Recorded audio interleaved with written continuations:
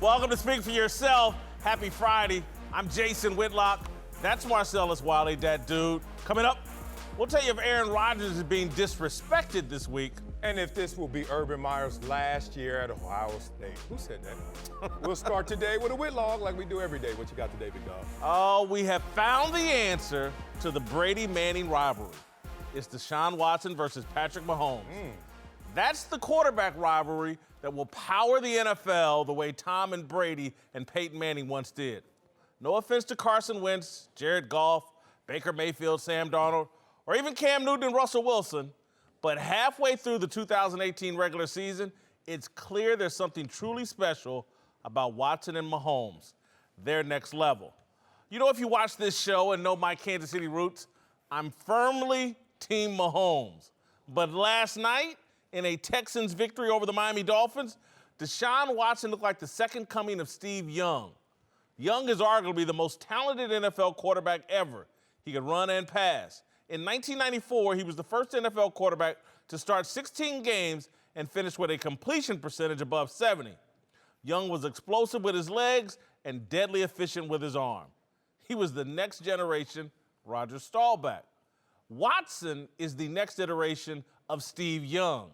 Young can see it. Before last night's contest, Young predicted Watson would be an NFL all-time great. Against the Dolphins, Watson made Young look clairvoyant. Watson completed 16 of 20 passes for 239 yards and 5 touchdowns. He had more TDs than incompletions. You know who else has done that this season? The Magic Man, Patrick Mahomes. Let me repeat, I'm Team Mahomes. He's thrown 22 TDs and just 5 interceptions. Watson is 15 and 17 in that category, 15 and 7 in that category. Mahomes' passer rating is 16 points higher than Watson's. But I have to admit, I'm a little worried that Watson is going to be the Tom Brady of this rivalry. Watson might be the guy known for his toughness, leadership, and team success, while Mahomes is known for his arm talent, gaudy stats, and pedigree. We know this for sure. Like Brady early in his career, Watson has far more help on the opposite side of the football. Mahomes doesn't have a J.J. Watt, who has reemerged once again as arguably the best defensive player in the league. Watson also has Jadeveon Clowney, another pass-rushing force. The Texans' defense can stop people. Kansas City's defense can't. So there's a good chance we'll be sitting here at the end of the year, and my man Mahomes will have the stats that surpass Watson's, but Watson might have the more dangerous team in January. All right, joining the desk now are Hall of Famer Eric Dickerson, the NFL Network's Bucky Brooks. Marcellus, let's start with you. Am I crowning these guys too early? Oh, not at all. I think you picked the right guys as well, but respect to the late, great Denny Green. You want to crown their ass? They are who we thought they were. Yeah. Look, it's not too early to crown these guys. I came here after week one when seeing with my own eyes LA Chargers versus Kansas City Chiefs. And I remember sitting right here, flanked by 2 NFL analysts who kept telling me, chill on this Patrick Mahomes talk. I'm glad that now people are in the congregation screaming the same chorus and the same sentiments that I've been, which is he's not just next, he's next level. Like, he is going to be that guy. I have the same energy and passion and love for him as I did a young Peyton Manning, who I saw rookie year, 1998, 3-13. But Wade Phillips, our D coordinator, saying, chill out. This boy is coming. He's next. Next year we play them, they're 13-3. Patrick Mahomes, Peyton Manning, I see it. Deshaun Watson, for me, unfortunately, reluctantly, I'm being persuaded that he's in that conversation, but I'm not the biggest fan of Deshaun Watson. One, I don't like my mobile quarterback coming into the NFL with a knee brace. Then tearing the knee up again, then can't even fly, has to go out on bus to go to games. What's the greatest ability in sports? Availability. Usually, the longer you play this game, you don't get healthier doing it, usually, typically. So I'm just concerned with his availability because already he's off schedule in terms of health. You know, one thing about Deshaun Watson, having known him since he was in high school, he was part of the Elite 11 camps that I work.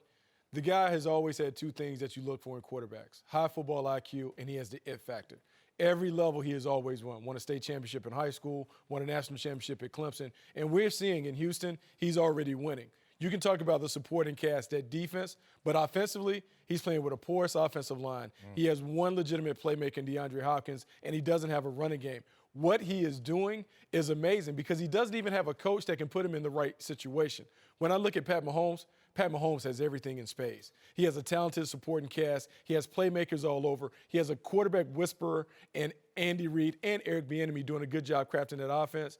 Pat Mahomes is better positioned, but you're right. I do believe Deshaun Watson has some Tom Brady-like stuff that he's going to show to the National Football League. Man, you took everything I was going to say. I ain't got nothing else to say. You know what? I do like Deshaun Watson. I like him as pocket presence. I like him better right now than Mahomes. I think he stands in the pocket better. I do. I mean, that's my opinion now. No, I know. Yeah, I like his pocket presence. But, you know, you just said it best. You know, with the quarterback coach like Andy Reid, and he's got all the weapons. I mean, he really does. I mean, and he has the arm. When I look at his arm strength, one thing he reminded me of is John Elway. He goes to his right and he throws back across his body on a bullet. I mean, it's like, wow, you're impressed by his arm strength. So, I mean. We're not crowning these guys too early, Eric. You know what? That was my next thing. I think yes and no. But you want that excitement for the National Football League. You really do. You want the next guys because, you know, Peyton Manning is gone. Tom Brady is on his way out. So, for sure, you want the next guys to come in line.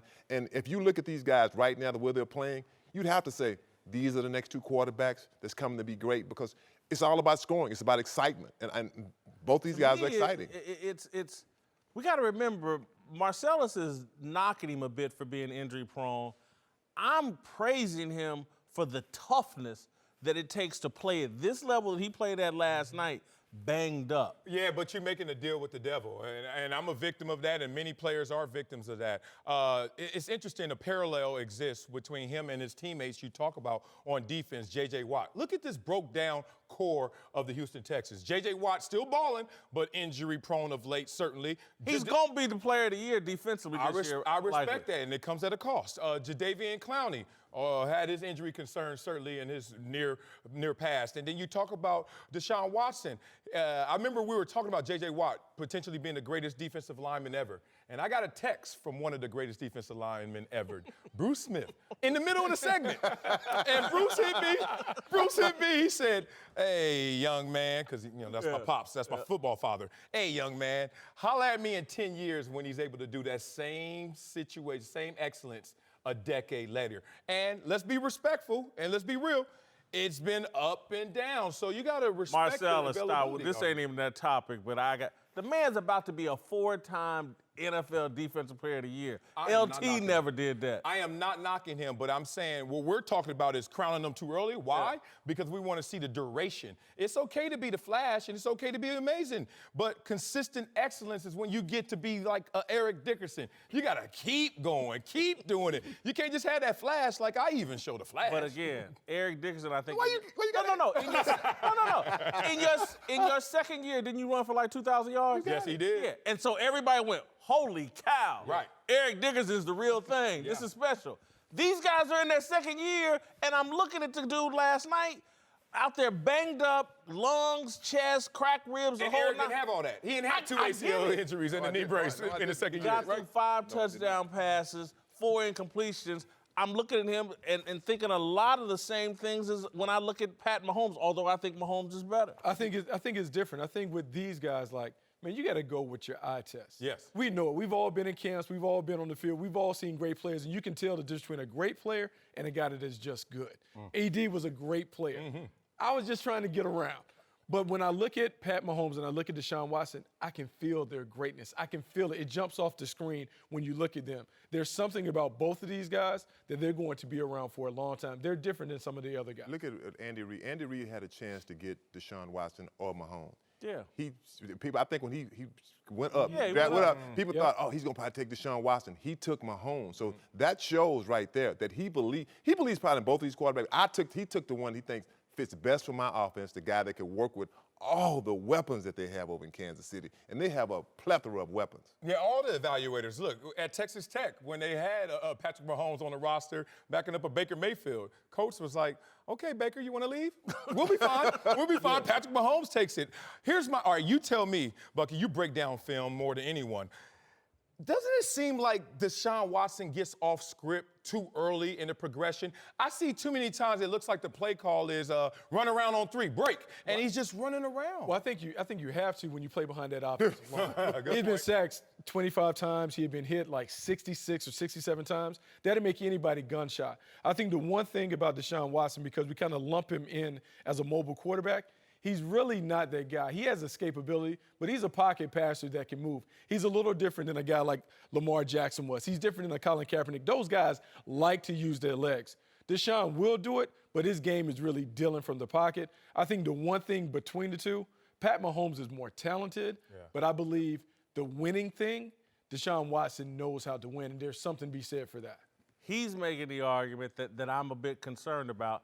I happen to believe Tom Brady's had a far better career than Peyton Manning's. No knock on Peyton Manning. And so, again, and I think I already know your opinion, Marcellus. Yeah, move of on. these two, who's going to have the most success, Mahomes or Watson?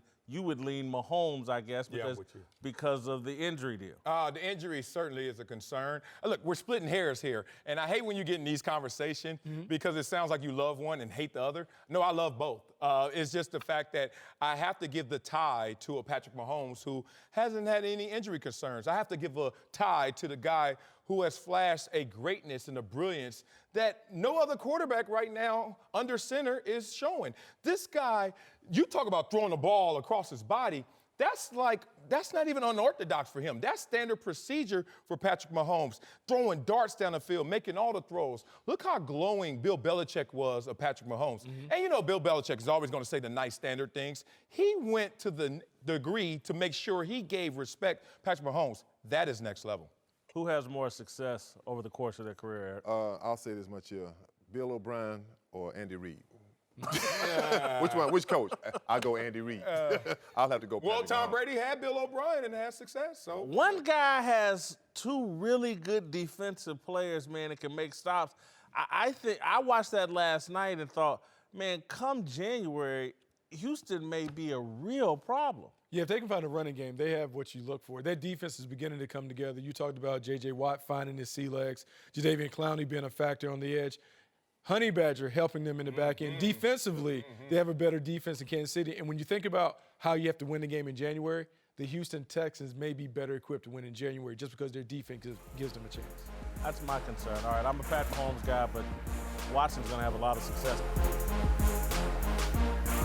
Support for Speak for Yourself comes from our friends at Rocket Mortgage by Quicken Loans, America's premier home purchase lender. Let's talk about buying a home. It can be one of the most important purchases you'll ever make. But today's fluctuating interest rates can leave you with unexpected higher payments, which can turn a great experience into an anxious one. That's why Quicken Loans created their exclusive power buying process. Here's how it works. They check your income, assets, and credit to give you a verified approval. This gives you the strength of a cash buyer, making your offer more attractive to sellers. Once verified, you qualify for their exclusive Rate Shield approval. They'll lock in your interest rate for up to 90 days while you shop for a new home. Then once you found the one, if rates have gone up, your rate stays the same, but if rates have gone down, you get to keep that new, lower rate. Either way, you win. It's the kind of thinking you'd expect from America's largest mortgage lender. To get started, go to rocketmortgage.com/speak. Rate Shield approval only valid on certain 30-year purchase transactions. Additional conditions or exclusions may apply. Based on Quicken Loans data in comparison to public data records, equal housing lender. Licensed in all 50 states. NMLSconsumeraccess.org, number 3030. Time for some big stories. Eric Dickerson and Bucky Brooks are back. Let's move to Charlotte, where the Ravens will visit Cam Newton and the Panthers Sunday. Cam is fresh off an incredible fourth quarter comeback against the Eagles that earned him NFC Offensive Player of the Week. And even though the Ravens have the top-ranked defense in the NFL, I think Cam Newton stays hot here and shines in Baltimore. Listen, Cam was awful for 3 quarters last week. And then in the fourth quarter, he went back to being that guy that I saw all season under Norv Turner. Cam's playing for Cam and the way Cam plays at a really high level. I think he keeps it going against the Ravens. Yeah, I agree with you. When he rolls, he rolls. And you talk about him having an offensive coordinator in North Turner, who I played for as well. And you talk about North Turner giving him the best position and opportunities to succeed. Cam Newton is starting to remind guys, what did Eric Weddle call him?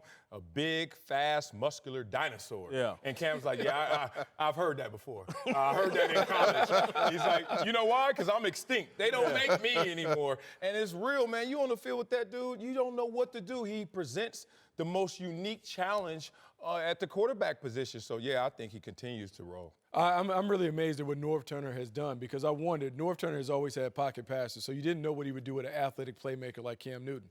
But he hasn't changed him. He's tried to make him be more efficient. They've thrown more short passes, but at the end of the day, that's not Cam's game. Cam's game is to run it and to throw it downfield. And so the Carolina Panthers continue to dial up the big plays. They continue to take shots down the field. He has become more efficient in the short area. But at the end of the day, he's still running. When you look at the numbers, he's averaging almost 9 rush attempts a game. That's more than any other quarterback. So North Turner has found a way to help Cam be great by allowing Cam to be who he was in college and not asking him to change too much. The way you neutralize Cam Newton is blitz him. You know, he's not good under blitzes. And you're right, North Turner's let Cam be Cam. And the best way for Cam to be Cam is run the football sometimes. You have to. You can't restrict him. I also think they need to get more screens out to McCaffrey, get him more outside. Yeah. That's important, because, you know, you're talking about a quarterback that 1 minute he can be really hot and the next minute, like, who is he throwing to? Yeah. You know? Right. So, you know, like I said, Cam is who Cam is, but I like him for that offense, and I really like the offensive coordinator with him, North Turner. Overall, I just love the way Cam is playing, and I actually somewhat feel sorry for Baltimore this week, because I think Baltimore went into this offseason, went into the draft, drafting Lamar Jackson, and what they're going to look out there and see is evidence of why Lamar Jackson will never be Cam Newton. Ooh, what's that? Because Lamar Jackson's not a dinosaur. No.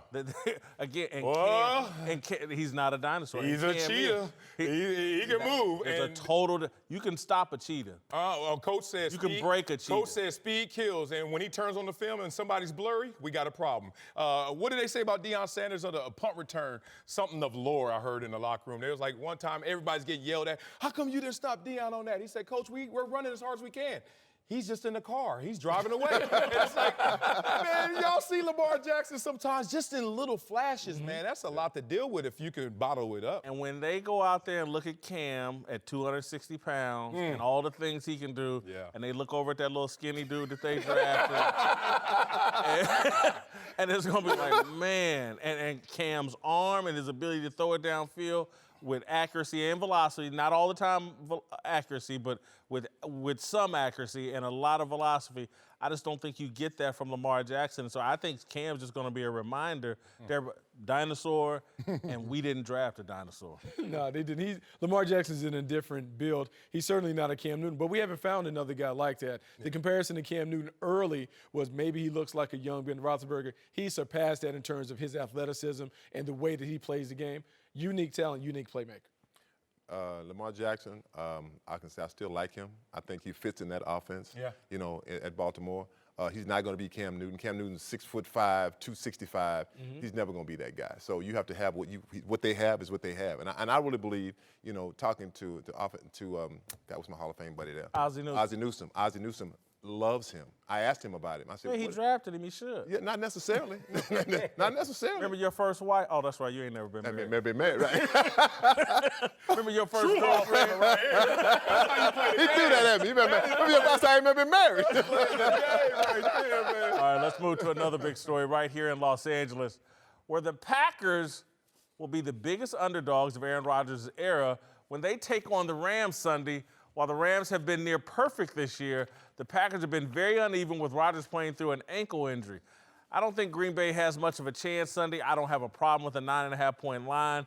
I don't see this as disrespectful at all, that nearly double-digit line. I think the Packers are going to have real trouble staying within 17, 20 points of the Los Angeles Rams. Yeah, not disrespectful at all. Think about it. You got to compromise Aaron Rodgers. Some people, Jay Glazer, saying shouldn't even be out there in the first place. And then you're going to walk into the Coliseum and you're going to face that defense, especially that defensive line, right? And the way that they get after the quarterback. We just saw Aaron Donald go for 4 sacks, career high. He's feeling himself. Then you're in a situation where that offense is going to put up 30 points minimum. Like, this used to be funny. We used to walk in, we used to play the Colts and Peyton Manning, and we see it, before the game starts, 15 minutes on the clock, 0-0. I'm like, they lying. Peyton already got 14 up. We ain't even started this game yet. They gonna score some points, and the Rams will score points. What is that gonna do to Aaron Rodgers? Make him have to throw the football earlier and more often. That is a recipe for disaster against that defensive line. It's gonna be a problem. Two things that elite teams have in this game right now. You have to be able to run the football when you want to run it. You have to be able to play defense. The Green Bay Packers can do neither one. Right now, they're just a one-man show. They're Aaron Rodgers. Aaron Rodgers has to do everything. And facing a Rams team that defensively can get after you up front without having the pressure, it's going to be tough for them to generate enough points. And defensively, I just don't know how you slow down Todd Gurley and the weapons that they have on the outside. I believe the line is set appropriately. I believe this is a double-digit win for the Rams. Man, golly, as the ambassador here, I just got Get your money. First of all, the Packers are a bad football team. They really are. They are one-dimensional. Without Aaron Rodgers, this is a 3-13 football team. We know that. The Packer fans may not like it, but it's the truth. We have Todd Gurley, possible MVP. We have Jared Goff, possible MVP. We have Aaron Donald on defense. We have so many different ways to beat you. Look, to me, the point spread isn't big enough. You get 3 points for being at home. So really like a 6-point underdog. But to me, the Rams have just so many weapons to beat you with. They're going to score. And the Packers, that defense, they cannot stop our offense. Sometimes coaches do this. It's never talked about. It's never discussed. But again, you come into an environment, not the environment, but you go on a road trip and you're facing a juggernaut like the Rams. I think this is a very dangerous situation for Mike McCarthy and Aaron Rodgers. My concern going into this game, part of it in the back of my mind, is not really about winning. It's about surviving. I don't want Aaron Donald or Ndamukong Suh to do something to Aaron Rodgers that I have to deal with the rest of the year. That's another reason, because again, if Mike McCarthy's smart and Aaron Rodgers is smart, it's like, we're going to try to win. But if we get any sign that this is getting out of hand, we're going to be handing, no, not getting him out. We're just going to be handing the ball off. A lot of 3-step drops, a lot of getting that ball out quick, and let's just punt the ball and get the hell up out of L.A. You got to, man. Right off of Figueroa, too. How to survive in South Central. Hey, look, let me tell you right now. I am trying to survive this moment, man. You can't go off Figueroa with a hobbled Aaron Rodgers and see Aaron Donald in them streets. Ice Cube Ben told us how to survive in South Central. Do not throw the football against these guys when you're compromised. The thing is, I don't know if they can approach it any other way. The last 5 games, they've thrown 40-plus times, 5 straight games. The only thing they know in Green Bay right now is to pass it. And I think that is a recipe for disaster. They can get it out quick, but then what if they go up and decide to mug those young receivers? Because he's playing with a lot of babies out there. He has Devontae Adams and Randall Cobb may be back, but those babies, those rookies that they're playing on the outside, they may not respond well to getting paws put on them. And they're playing against Wade Phillips, who loves to go, man, hey, I played for Wade, Saul Blitz. He'll send both linebackers on the outside, 3 up the middle. Good luck to you. We mugging on the outside. So now you're off script and you're off pace. You got to hold the ball. Here comes Aaron Donald and Sue. The poor running back, I mean, if you have to run the football, I just feel bad. We're not going to get the quarterback hurt. We're going to get you beat up. That's what it comes down to. Right. All right, to another big story.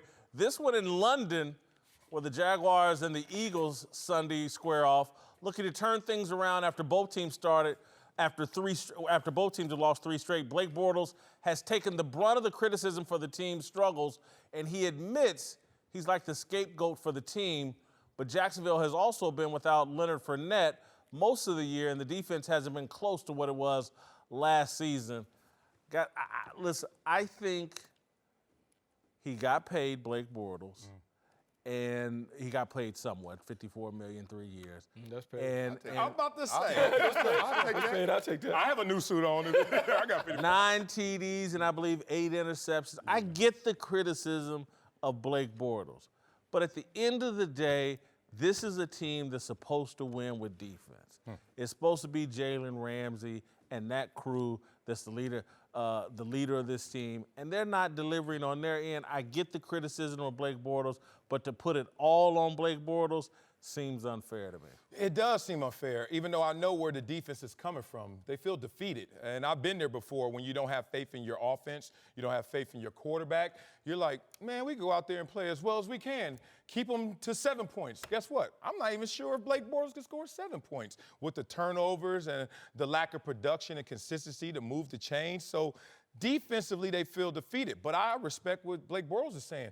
It's more than just me out there. Look at this defense. They've given up 30 points 4 times already in 7 games. Whereas last year, they only gave up 30 points twice in 16 games. So if I'm Blake Bortles, I hear those shots from Jalen Ramsey and everyone who's on his side, but I'm looking back at you. Why are you letting DeAndre Hopkins toast you if you're worried about my production? Won't you do your job, and then we'll be fine? Well, I can do my job if you don't give them the ball at the 20-yard line going in. Exactly. If I don't have to defend the short field, the biggest issue, Blake Bortles has 11 giveaways. The turnover battle is the biggest deciding factor in football. 64% of teams win if they just have a +1. So the Jaguars are giving it away. And when I look at their defense, defensively they rank 2nd in yards allowed. That's pretty good. They rank top 10 in most major defensive categories. The issue has been their defense hasn't been getting the turnovers that they've been getting last year. So when you're not turning the ball over and the offense is giving the ball away to your opponent, it's a recipe for disaster. I am encouraged by what the Jacksonville Jaguars did last week, getting Carlos Hyde to go with Leonard Fournette. Look, Doug Marrone said last year the perfect game for him would be 0 pass attempts. He's seen Blake Bortles pass, and he's decided, I'm going to double down. We're not going to throw the ball at all. We're going to run it and punt, and that's going to be better for the Jacksonville Jaguars. That'll get them back on track. Dang, Bucky, are you looking at my notes over here? Did he say I that? said everything I got over here, Bucky.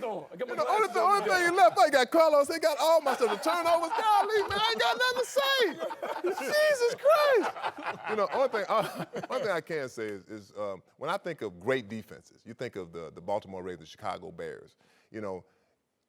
Blake Bortles should be a game manager. Yes. Look, don't lose the game for us. We got this. Even the 1985 Bears, one of the greatest defenses in history. The defense the next year was even better, but they didn't win the Super Bowl. I'm telling you, when you turn the football over, that kills you. I don't care, if you turn over in your territory, their territory. It takes the momentum away from the football team. You know that. Oh, yeah. It's like, man, we could have scored. And when Blake Bortles turned that football over, hey, he is what he is. Okay, let me push back because he is the game manager, right? But then we get into the AFC Championship game manager. You go out in the first half, we're like, we need to take the handcuffs off this dude. And if they would have won that game up in Foxborough last year. So how do you manage a game manager is a conversation. If it was a fifth, we'd all be drunk. Man, It ain't no guarantee. Ain't no guarantees that he took the handcuffs off. The handcuffs, he might have been fumbling around. So ain't no guarantee. And that was last year. This is this year. No, I'm with Blake Bortles a little bit. Like, y'all blaming me. I feel like Nino Brown if I'm Blake Bortles. It's bigger than Blake Bortles. It's the defense, man. Jalen Ramsey, admit this, Bucky. You saw it on film. Yeah. What is that? Like, Blake Bortles aside. Look, they talked a lot. This reminds me in 1996, I was with the Green Bay Packers. We had gone to the championship game, lost to the Dallas Cowboys the year before. Fritz Shermer, the defensive coordinator, said, there's no automatic next step. Yeah. So just because you went to the championship game, we don't start the season in the championship game again. You got to re-earn the right to get there. I think the Jacksonville Jaguars are realizing just what you did last year has nothing to do this year. They got to re-earn the right to be the team that everyone is talking about. All right, thank you, Eric. Thank you, Buddy. Whitlock and Wiley here. We're joined now by Fox MLB analyst Nick Swisher. You got a permit to carry those guns? That's right. You see that thing do work, bro. I see you, baby. Get the horse riding. Yeah, that's right. Horse is riding. Go get it. All right. Accusations that Manny Machado is stealing signs. Yeah. That sounds like he's playing baseball to me. Yeah, right. I mean, I think that's the thing. I think this is new to a lot of people that don't really know the inner workings of the game. I think at the end of the day, if you don't want somebody stealing your signs, don't let anybody on second base. I think we heard Justin Verlander came out, and there have been a lot of talk about this, but Verlander was saying maybe there's a way that we can use, technology to where the catcher and the pitcher can, kind of communicate back and forth. I think it's part of the game. Yes. This has been around for years. This is what guys do. This is hours and hours and hours of tape, finding out what guys use what signs. Is it outs +1, right? Is it strikes +1? Guys are starting to use taps now. They're starting to make this stuff so complicated, bro. Hey, My Ohio State education, bro, that ain't going to get it done, you know? That ain't going to do it. So why so much talk about it now? Like, it's like you said, it's age old. We used to try and steal Peyton Manning's. Yeah, Why but now? I think this is new, and I also think this has to deal with Manny Machado. And I feel like, Manny Machado is kind of the villain of baseball right now, and I feel like this story wouldn't really come out if this was a Mookie Betts or somebody like that. So I think with where we are right now, man, Manny, boy, he's catching some heat, man. Yeah. So he better start swinging that stick, bro, to get him out of this. All right, stealing signals or not, how can the Dodgers recover from the 0-2 hole? Yeah, you know how it goes, man. It sounds cliche and it sounds super cheesy, but literally you got to take it one game at a time. And I guess I can kind of relate it to a non-baseball player. It's like cleaning a house, right? If you look at cleaning your house, you're like, man, I got this whole thing to do. But looked at it this morning. Right? Literally, I was looking at my apartment phone. Hey, Whit, I'm telling you, bro, if you go from room to room to room, right, just one by one by one, you eventually get the job done. I think that's exactly where they're at right now. They got Walker Buehler coming on the mound tonight. This is a resilient squad, man. These guys were 10 games under 500, 9 games back in September, right? They didn't even know they were going to get to the playoffs. So don't tell me this team is down and out because I don't believe that. All right, all the discussion this entire series has been about the Dodgers lineup and how they've handled their lineup with all the right-handed bats. Right. Now that we come to an NL park, the questions are about the Red Sox and how they're going to handle their lineup. Yeah, I feel like there are a lot of question marks, and I feel like with the sprained ankle with J.D. Martinez, that makes it even more pressing. I feel like J.D.'s going to go to the ballpark today. They're kind of going to test it out, see exactly how he feels. Because whether that ankle is 100% or whether that ankle is 50%, I need that man's bat in the lineup. Him and Mookie Betts are the guys that carry my team. They roll, we roll. So I feel like you could even move Mookie Betts to second base. He's one of the best athletes we have in our game. I trust his ability to make the routine plays. And if he makes the Gold Glove plays, congratulations. I wasn't expecting that. So I feel with like what's going on, the American League game and the National League game are so different. This is where I feel like the Dodgers have to turn it around, obviously down 0-2. But this is a game they know, especially after that huge chess match they just had with the Milwaukee Brewers. All right, Alex Cora's first postseason as a manager. Yeah. How impressed are you? Oh, bro, I'm loving it, man. Hey, and I know this is a big name that I'm going to compare him to, but he's probably right down the road from him in Bill Belichick. Because everything that I have heard so far about the Boston Red Sox has been about preparation. Right? This is not about championships down the road. It's about preparation. And in my mind, a team that prepares like no other is the New England Patriots. And Bill Belichick leads that charge. It all comes from the top down. Brock Holt was talking about the difference between Alex Cora and John Farrell, talking about communication, knowing where you stand, right? Alex Cora will give you that call the night before to let you know, hey, Marcellus, we don't need you tomorrow, baby, but the first right-handed pitcher that comes off, I need you ready.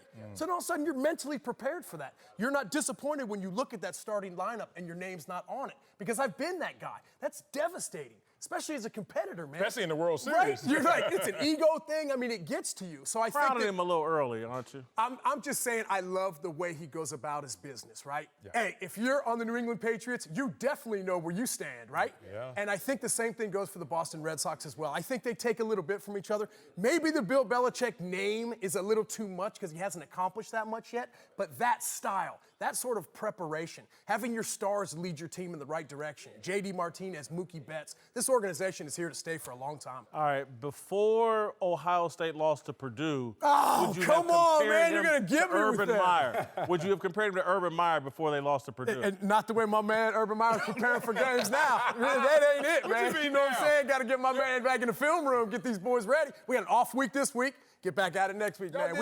We got some time to think about this, right? I mean, that was devastating. But then again, maybe we just weren't the #2 team in the nation we thought we were. Look, man, you're kind of casual today compared to, you know. Are you kidding me, bro? Look at our guy, man. He ain't got no tie on, bro. He ain't got nothing. You see what I mean? I got to give you something different to look at, right? Try a little Clark Kent to the side, right? Little spike, little light switch on you. Hey, you know? really great. Real Kanye West with your grayness. You see that? I didn't even think about that. Where your colors at, man? Give me some Great colors. motif. Yeah. Gotta go, yeah. You know what I'm saying? I'm such a dull person, right? I gotta wear dull colors, right?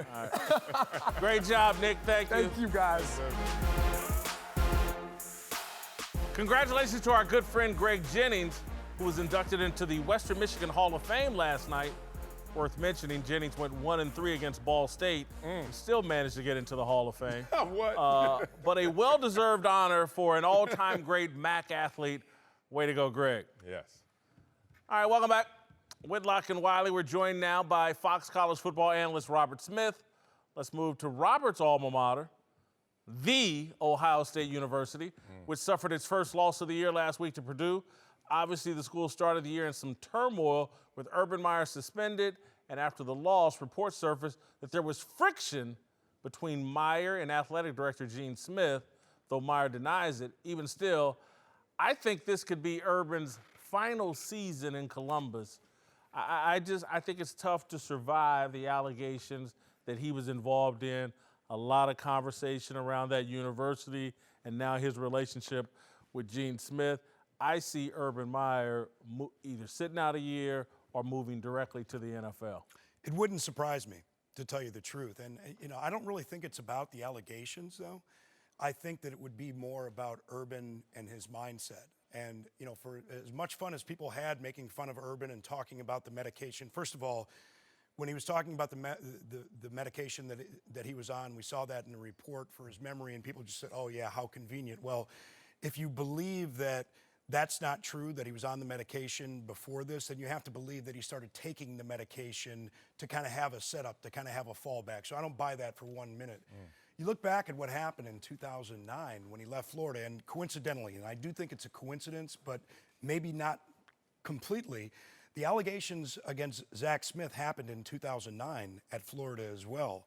And clearly that weighed on Urban Meyer at the time, and the allegations and the investigation and the suspension and the poor play of his team, all of those things are weighing on him right now. So it wouldn't surprise me, because this is a coach that stepped away for personal reasons, concerned about his physical and mental health, and it certainly seems like he is just completely drained at this point. Well, let's talk about the weight of scandal. And I would think if I'm Urban Meyer, certainly battle-tested, callous to maybe some of these circumstances. If I don't get eaten up in the process of that scandal and all the discovery, if I survive it, why would I quit then? You know, like either you fire me because of scandal, or if I survived it, athletes can compartmentalize, and I think coaches can as well. I look at this situation. This is a 7-1 team that still controls its destiny, that could still easily win the national championship this year. I don't know about easily. Yeah. Be in the hunt, though. Well, That's a different discussion. We can have that one in a second. And that Michigan game is going to be telling, and a lot of things. But if you look at this team, they control their fate. So why would I walk away from that? Plus the complexion of what he has in terms of players on the roster and recruits. A lot of coaches like to see the seeds that they planted come to fruition. So I just don't see him walking away so easily. I think, though, Marcellus, when you get involved in this type of controversy, or really any type of controversy, and the media gets involved, and the agenda-driven media gets involved, and there's so many mistruths that spill out. How much time do we have? So many mistruths that spill out that violate trust. And that's what I see is missing at Ohio State. All of those guys, the president, Gene Smith, and Urban Meyer, all survived and kept their jobs. But their trust will never be the same. And that's not because they turned on each other. It's just that they actually lived it and know the truth. And they're looking at all these mistruths and they go, well, who told that lie? Who told this lie? Where'd this lie come from? And they know each one of them is responsible for some of the lies that are out there. The trust is gone. Well, but for me, I don't think that it's going to be any of those relationship issues with the university that would cause him to step down. I think it would be a personal issue, and this is something that none of us know. We can watch him on the sidelines and we can observe the demeanor and guess about what's going on internally with him. But again, this is a person that stepped away from the game because of health issues. And maybe some of those are resurfacing, and maybe that is more of a concern. I think it's also interesting to kind of look at what happened with Zach Smith and the course of the years and the incidents. It's clear that he should have fired him. He should have fired him. And the domestic abuse allegations, I don't think that's the primary reason, but just because of other things that had been happening. And so it appeared that Urban Meyer was making decisions from a coaching staff standpoint that weren't in the best interest of him winning. And I think maybe that, kind of evaluating that situation and those decisions, that may be what's kind of going on with him right now. He's looking at his staff, the decisions he's made, kind of what personnel they have. I think they're a little bit concerned about the youth and some of the decisions that have been made from a coaching standpoint. So I don't think that he walks away, though, because he's scared of fixing the problem. I think that he may look at some of the decisions he's made, and he may make some different decisions from a coaching standpoint moving forward, but that if he steps away from the game, I think it would purely be concerns about his physical and mental health. I don't think so. Correct me if I'm wrong, but Urban Meyer, like anybody, you go through scandal, you go through criticism. It's still about performance production, which is a large contributor to your mental health and how you feel. How happy are you? How productive are you? 13-1 in Florida, 13-1 in Florida. Then the Zach Smith allegations, to whatever level they surface, occur. The next year, he coaches again, 8-5. Oh, it's time to go. You know what? So you can say what you want, but when he has the winning record, even through the mental health, even through the unhappy times, even through the allegations, Urban Meyer's like, I'll go back out there until I realize that product is not what I desire. Now I may go to greener pastures or take time off. So Ohio State's not in that position. They're not an 8-5 bunch. This team is still going to go out there and win ball games at 7-1 right now. So I think they have to be worse as a team. Did you watch the Purdue game? It was bad. It was bad, and it's not going to get fixed easily. This is not a playoff team.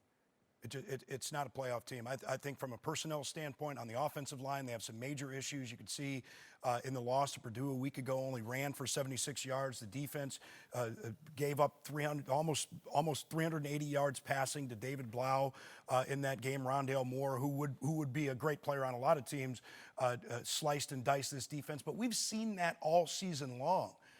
And so I don't think this is an elite level team right now. I do not think that it is.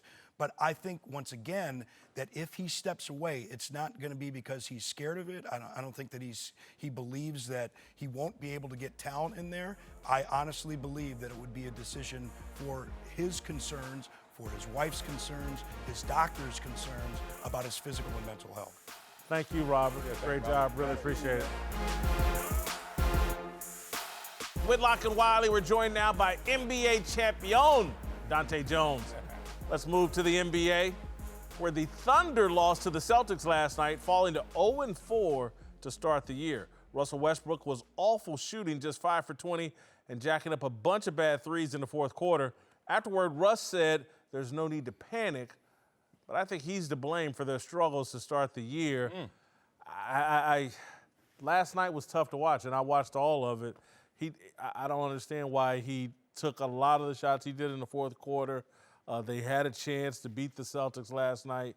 Russ did a little too much, didn't let the game come to him, forced himself into the game, did the kind of things that our friend Colin Cowherd loves to criticize him for. He'd be having a parade right now. Yeah. Man. So I do the last two losses, and I know he set out the first two games. I blame Russ. Oh, let's go back to last season. It's amazing. That's a headline that Russell Westbrook takes bad shots. I mean think about it. In a series-ending game against Utah, remember that last year? 43 shots. Dude jacked up 19 threes. He made a few of them, but still respect that you're doubling the output of your second fiddle in Paul George. And that's just a lot to deal with. But Russell Westbrook has that switch. We see it in his eyes, that intensity. It's a gift and it's a curse. I don't think anybody plays the game harder than Russell Westbrook, so I love that. But at the same time, that comes at a cost, which is that's the curse. When he turns it on, doesn't know how to turn it off. We're talking about an MVP, an all-star MVP, perennial all-star, who's having a tough 3 games of shooting the ball. He came back late as the season started, came back without him. So Russ is going to shoot himself into this year and get his groove going. Yes, last night was his fault. They were up. They did a great job in the first half of the game. Last night was not hard to watch. The second half was hard to watch. But he's going to find his way. He's going to find his groove. They're going to find a way to get this thing going. They're the most dangerous team without a win right now. And that team is going to be in the playoff hunt. That team is going to be a playoff team. And Russ is going to find his way. Russ has always found his way through tough spots. He's not always going to be the greatest in shot selection, but he's going to find his way to help that team win, and I'm not worried about them at all. And that's the problem, because he always gets to find his way no matter how long it takes. And it doesn't take long usually for him, but OKC enables that. OKC by location, OKC by the fact that, hey, we're not going to win a championship. This is not a championship roster. The way that they play, the style, it's not going to work. It hasn't worked. So this is what OKC says. All right, let him do what he got to do. You know why? We're not into getting the hardware. We're into selling these tickets. We're into selling entertainment. We're into that we're still nationally relevant because we have a superstar on our team. But if they were in the business of winning exclusively, I don't think Westbrook would be allowed to do all these things. What would you rather him do? He's not great off the ball. He's not. He's a good passer, but he's a scorer. He puts a lot of pressure on defenses, and you have to be aggressive to be effective. He puts the pressure on, and Paul George is a shooter. Paul George is in a good rhythm right now. Yes. So if we get Russell in the same place Paul George is in, I think they can find a way to work together, and Russ is always trying to be a better basketball player. He's not stubborn in the point of, I'm just going to be me and you guys just figure it out. No, I think he's trying to figure out himself and trying to adjust to be able to win, because I think ultimately his goal is to win a championship. I don't think he's happy with winning an MVP. I think he's trying to be a better person and a better basketball player, a better leader, and working on those things, because I know him as a person. I know that he has the foundation of being a good person who wants to win. And I think definition of insanity is doing the same thing and expecting different results. Yesterday I had a double cheeseburger over at Moe's. That's my dog. Didn't help my diet out. And so I look at Russell Westbrook, and again, the three-point shooting. He shot less than 30% last year, and he's coming back doing it again. And I go back to Marcellus's point about he plays the hardest. At some point, Russ, we want to be able to say, you also played the smartest game. And that's where he struggles. He plays very, very hard, and people respect that. He comes out every night and he gives it. Sometimes, Russ, let us come on and say, man, you played the smartest game I've ever seen. But you outsmarted everybody. We tend to look at him and his skill set and always pick him apart about what he doesn't do. But have we taken advantage and looked at his past and how he's grown over the years? So if we've looked at him from the beginning to where he is now, we can know that he's going to evolve into a better basketball player, as he's always done. So he's going to take the bad parts about himself, because we all know the bad parts about ourselves and what we do in our craft. Yes. He looks in the mirror and understands himself. He knows that these things. So he's looking at it and trying to make himself a better basketball player. I don't think he's stubborn in that fact. When I went to Moe's yesterday, I knew I shouldn't have a double cheeseburger. Your decision. I knew I shouldn't have a double, but Hindsight is give me always that double 20/20, though. Let me get that. Put that bacon on there, too. Number 3 combo. Let me get it. You know what? All I want to say about OKC or a Russell Westbrook team is that they play greater than a sum of its parts. I mean, that's when, like what you're saying, you're smarter. Like, he has it, and he can enable Paul George and others to get it, but it just seems like they're a little less. But when you have a weapon like Russell Westbrook, I think their biggest thing is to find the parts around him to work with him. Just like Allen Iverson, case in point. The way they went to the finals and had a chance to win a championship against the Lakers is they found the parts that work best around him, because he was such a dynamic force. Yes, AI didn't pass the ball with the best of them, but he could score and he could put a lot of pressure on defenses. And Russ is in that same set of a guard who puts pressure on defenses, and you have to find guys that complement him. And they're trying to find the right mix of guys to complement and make up for his deficiencies. All right, let me move to Lonzo Ball. Let's move to the Staples Center. My boy. Kobe Bryant was sitting courtside. The Lakers got their first home win of the year. LeBron dropped a triple-double. And Lonzo Ball made some big plays, including a huge step-back three down the stretch to help seal the game. I got to admit, Lonzo's playing better and looks like a legitimate NBA player to me, and looks like he should be starting ahead of Rajon Rondo. The way you dragging your tongue right now, though, you got a dog in this race? You rooting against Lonzo? I like to be proven right. And I was somebody that thought Lonzo would be a flop, and I got to eat my words here. And, you got to chew a little slowly when you eat your own words. Right. So, yeah, Lonzo looked pretty good. Yeah, digest that Moe's first before you eat these words, right? Because you're talking about my boy, Lonzo Ball. And, man, I told y'all from day one, this dude had a all-time historical campaign as a rookie, except one glaring issue. the shooting efficiency. So That's you go. a big one. It's a big one as a rookie. It's a Okay, big you know how many greats that took time to actually evolve as shooters in the league. I do understand that. Yeah, I know you do. Marcellus, Yes, you Mr. Best. never heard what I nicknamed Lonzo's shot. Oh. You know, George Gervin had the finger roll last year. Lonzo introduced the fingers crossed. He was shooting across his fingers and hope it went in. That was not a small problem. Throwing up the hip-hop array. You know what? But respect to this, see, you have forgotten the greatness of him. So for all the haters out there named Jason Whitlock, Lonzo Ball went out there yesterday and reminded us of what he did in college. The shot is back, the step back three. When Lonzo brings this to his game, when this is a part of his equation, everything else is there. 5 steals last night. He's a great guard rebounder. The guy sees the court, pace of play. There's nothing wrong with the guy if he can continue to do what he's already shown us in the past. I agree with you that Lonzo is looking like a starting point guard, but there are a couple things in this equation. Number one, Pops has taken a step back and allowed his talent to speak for himself. And we haven't seen Pops this year. Yes, and right, allowing his son to concentrate and disseminate through the minutia of basketball. Like he's able to play, be confident, and go out there and let his play speak for itself. Then the combination of the Lakers' experiment right now with bringing Rajon Rondo in and creating competition in practice and giving him something to strive for by competing against Rajon Rondo has made him better.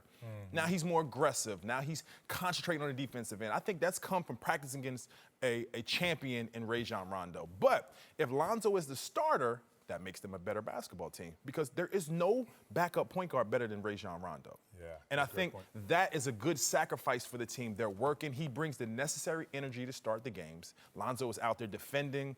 Bron had a great comment about Lonzo. Like, we take time and we're always dissecting the kid and telling what he's not doing and how he's not shooting the ball. But can we take the time to see what he is doing? He's defending well. He's making great decisions. He's bringing energy.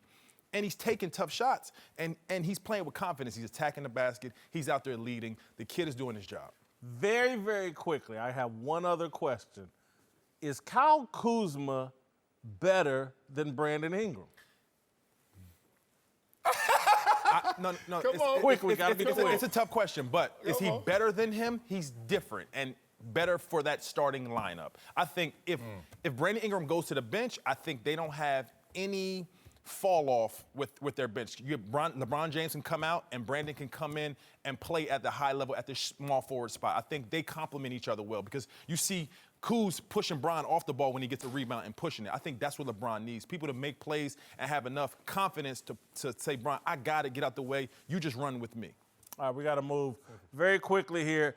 The Houston Rockets are talking about giving up 4 first-round draft picks for Jimmy Butler. Huh?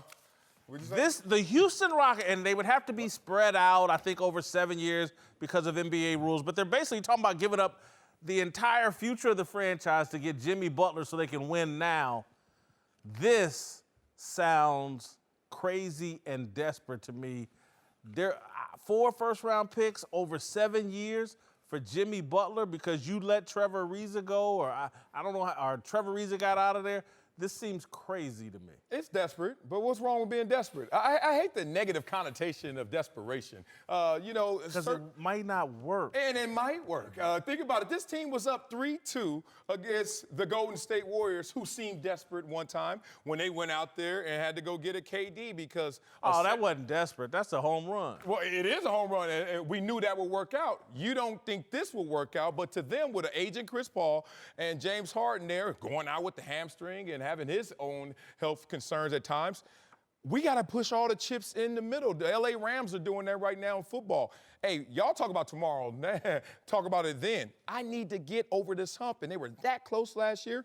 Why not mortgage it to try and get Jimmy Butler? When you have a shot at a championship, you have to play for the right now. You have to play for this window that you have your stars in. Chris Paul is an aging superstar. We know this. James Harden is an aging superstar. So these next 4 years, there's nothing in the bottom of the NBA draft that's going to help me be a better basketball team. Jimmy Butler automatically helps me be a better basketball team. These assets that they're sending, they're only taking the assets that they have. They don't have any young talent that they can throw at him and at Tibbs and see if that will entice him. They have draft picks, and Tibbs can take a combination of those draft picks and go find something that that he needs in free agency or in the trade market coming up. So it could work for them. I see what they're doing, but it can backfire like it did with the Brooklyn Nets. I would rather give up 4 first-round picks to move to the Eastern Conference than give up 4 to get Jimmy Butler and still have to face Kevin Durant, Steph Curry, Draymond Green, and Klay Thompson. And Boogie Cousins in the West. Those four first-round picks are going to be, what, 24, Right. 25, Low. 26? They're If low. you do what you're supposed to. If you're betting on Chris Paul and James Harden and Clint Capella, like, they're going to be bottom. They're going to be bottom of the first round. And what have you gotten in that bottom of the first round? Yeah, maybe a Rudy Gobert, but that's like a diamond in the rough. And you're going to find somebody at the bottom of the draft. Oh, no, I'm sorry, because the Lakers have done Kyle it. Kyle Kuzma. Josh Hart. And Josh Hart. So you can find some things, but the luck has been to find a guy that you have to try to help become a star. And you'll have one ready to play right now, and they have a window that's right now. Thank you, Dante. My favorite segment of the show, anti-social. I got my Twitter off right here. I hate Twitter. Darnell Smith, our social media manager, he loves Twitter. What's going on out there in them Twitter streets, Darnell? There's a lot going on, but first off, Dub C, sectional starts tonight. All right. Playoff time, new season, man. Hey. And what about last night? Ball State did what? I don't recall what happened last night. Oh, I do. 52, right? Y'all gave up 52? That's what they say. Questionable officiating in that game, Marcel. It's very questionable officiating. Yeah. All right, Darnell, what's popping? All right, we're going to start with the NFL, where DeAndre Hopkins made one hell of a catch last night, but unfortunately, he was flagged for offensive pass interference. But you can't deny it was still an amazing play. Former Browns offensive tackle Joe Thomas was so impressed, he took to Twitter to show DeAndre some love by tweeting, quote, "Okay, maybe DeAndre Hopkins is the best receiver in the NFL." Do you guys agree with Joe? No, I think he's doing too much here. If he wants to call him the best pass catcher in the NFL, I got it. Yeah. But he ain't Julio Jones. He ain't Antonio Brown. I love great catcher. Maybe what he says, does he catch the ball better than Odell? Perhaps that's the argument. Yeah, or the most consistent, no matter what the circumstances. Think of all the quarterbacks he had to catch passes from, and he's still been DeAndre Hopkins' top 5 receiver. So you may want to bump him up because no matter who's throwing on the ball, he's going to get his production. So I understand where he's coming from, but he's in the top tier. I would get, like you said, Antonio Brown, Julio, him, Odell when Eli is cooperating. So he's in that situation. I'll give him that. All right, Darnell, what's next? Yeah, we're going to stick with the NFL. Von Miller is now engaged to girlfriend Megan Denise, a former dancer at Floyd Mayweather's Vegas strip club. The two went public with the relationship back in July at the ESPYs.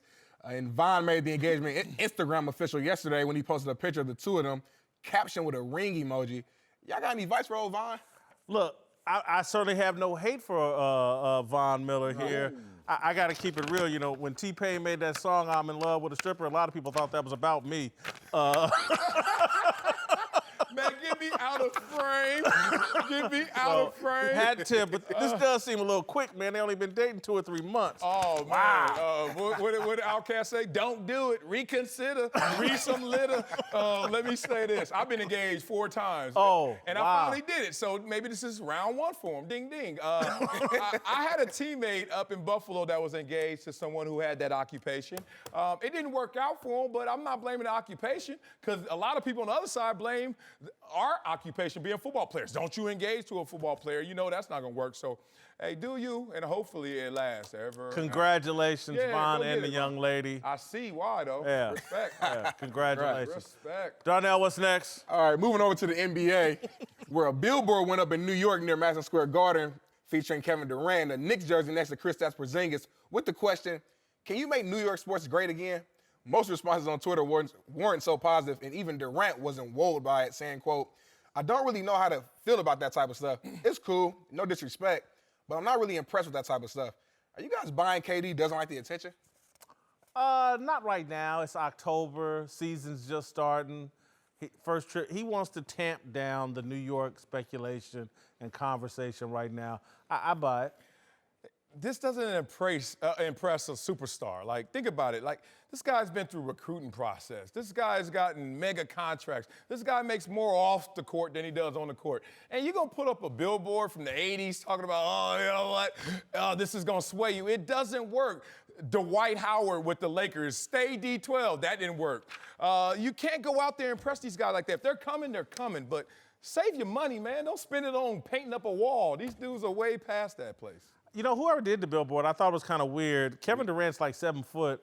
Porzingis is 7'2". Yeah. It looks like, you know, Kevin Durant's like 6'6" in that picture. But anyway, what's next, Darnell? Yeah. All right, moving on to some very exciting news for our own Marcellus Wiley. What up? Who just released his book, Never Shut Up, earlier this week, and it's already the #1 selling new release on Amazon. Marcellus, man, we're super pumped for you. Congratulations. But the question is, Whitlock, have you read the book yet? I have not read the book yet. There they go. There they go. Teamwork, huh? I've been I'm going to read the book. I got a plane tonight. I'm going to carry the book with me and start it on my plane ride to the East Coast. But I'm looking forward to it. And seriously, man, this is hell of an honor that you're moving this many units. This is awesome. I hope to see you on the New York Times bestseller list. Oh, I appreciate that. But don't try and impress me now because I got a camera looking at the book in your dressing room, shall we? I wanted to see what's inside Jason Whitlock's dressing room. Oh, my book. In the same position I gave it to you. Like, you can't even I'm carrying it with me tonight. No. On this flight. If my book bag is in there. Right now, I'm throwing it in the back of my book bag, and I'm carrying it Whitlock, with me. You remember in school when your teacher said, did you read the book? Quiz me on it Monday. And you would like at least play with the pages so they can look like you read it? Can you at least play with the pages so you can look like you read my book, man? I can't think of the name of those. Cliff Notes. Is there a Cliff? You got Cliff Notes? I'm right here. This is the Cliff Notes. Just talking to me. About me. It's a book, man. Show some love. I'm going to read it. All right, Darnell, what's next? Guys, so yesterday I was checking out Fair Game with our own Christine Leahy. Oh, and she had a special guest, Mr. Josh Dumel, and he seemed to have an issue with Draymond Green. Take a listen. The thing that made me upset was that she was taking a lot of really cruel sort of comments. People were really trolling. I was pissed off at Draymond Green, first of all. I think he owed her an apology. I thought he was kind of a prick.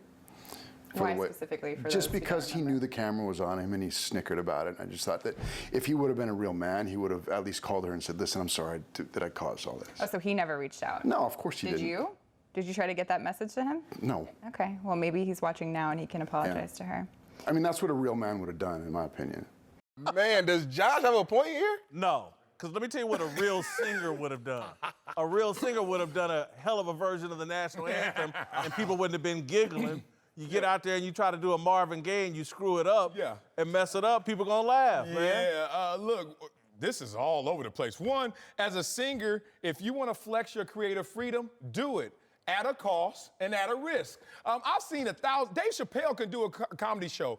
Not everybody's laughing. And some people are like, this ain't even funny. You're not supposed to focus in on that. If I'm in front of thousands of people, you think I care about the few that's laughing at me? I'm gonna go out there and do me. But hey, stick up for your lady. And plus, I don't even think Draymond even knew for sure he was on camera. I'm sure the cameras were flashing everywhere. You never know who's on TV.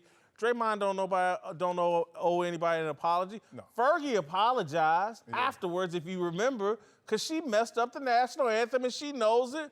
And so don't turn her into a victim. She took a chance and it flopped. Yeah. We've all done it. Yeah. I mean, look, why you Fergalicious. She made Fergalicious. Just live with that. Womp, womp. I mean, that song's still banging, man, right now. I would never worry about somebody laughing at me after I made that song. Great job by Christine Leahy, though. That's made news everywhere. Good job. All right, thank you, Darnell. All right, today we're talking about Deshaun Watson, who threw 5 touchdowns last night in a win over the Dolphins that put the Texans in command of the AFC South. All right, I'm pretty high on Deshaun Watson. I have him at a total score of 71, an all-star level. Job performance right now, I would give him a 21. Character, I would give him a 23. Authenticity, I would give him a 20. And then in all-time greatness, I'd give him a 7 for a total of 71. He's an all-star performer. Yeah, I got to respect what you said. But as you said yesterday, the Whitlock formula for me is add 8. So I'm always like a little more positive than you, man. I give him a 79. He's a borderline GOAT. He's right at the top of all. How can he be borderline GOAT? Well, we do respect off the field character and authenticity where the guy is perfect off the field. I mean, perfect. Perfect. Who's perfect? This guy, so far in perception, he walks around and gives employees his game check. Like, I forgot that. As one. nice as I was and as given as I was, I've never even thought about doing that. So that's respect, obviously supporting the community and his causes. He says the right things. You talk about a guy who's with DeAndre Hopkins in pregame interviews. DeAndre dressed to the T. He just got a hoodie on like, I'm just a ball player. And I love that because that's who he is, man. I respect him on the field, 19. All-time greatness is a 10, which may seem low, but it's not. He's only in his second it seems a little high to me. Oh, it seems a little high. Yeah, I mean, I get he won a national championship, beat Bama, I believe, in college. I get that. But what else? Again, you got to have some NFL postseason success. Yeah. You got, you know. It's coming. I mean, look, his season was interrupted last year, obviously. That won a Heisman. Interrupted last year. No, didn't win a Heisman. Did not win a Heisman. I double-checked that this morning. I thought the same thing. Did not win a Heisman. Okay, make it a 9 then. Can y'all make a little edit right there? Take a point off there. You ain't great. No, just kidding. Respect for the guy and what he's done, and he's on a pace, on a track that you're going to say, this could be all-time great performances. Listen, if he does what he did last night or anything close to that the rest of the season and they have postseason success, I'll be right there with you. I'll probably have him at GOAT status by the end of the year. So Baker Mayfield still has a higher grade for you then? That was off, not now, but back then, yeah, it's been weeks since then. That was coming off a great first victory. All right.